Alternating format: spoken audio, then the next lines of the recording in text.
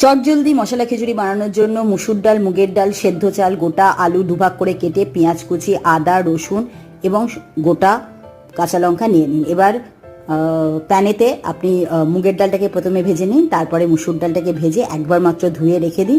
এবার প্রেশার কুকারে সর্ষের তেল দিন, সর্ষের তেল দিয়ে তার মধ্যে গোটা গরম মশলা ফোড়ন এবং সেই সঙ্গে তেজপাতা ফোড়ন দিন, পেঁয়াজ কুচিটা দিয়ে দিন। পেঁয়াজ কুচিটার সাথে সাথে আপনি আদা এবং রসুনটাকে থেঁতো করে নেবেন, থেঁতো করে ওতে দিয়ে দিন, মিক্সিতে পিষে নয়।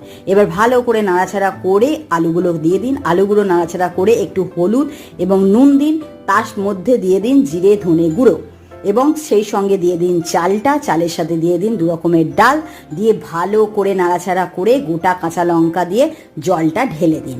জল ঢেলে দেওয়ার পর তাতে অবশ্যই আবার একটু নুন, চিনি, গরম মশলা গুঁড়ো এবং সঙ্গে দিন মৌরি গুঁড়ো দিয়ে প্রেশার কুকারটা বন্ধ করে দিন ঘিয়ের সাথে এবং সঙ্গে ডিম ভাজার সাথে পরিবেশন করুন।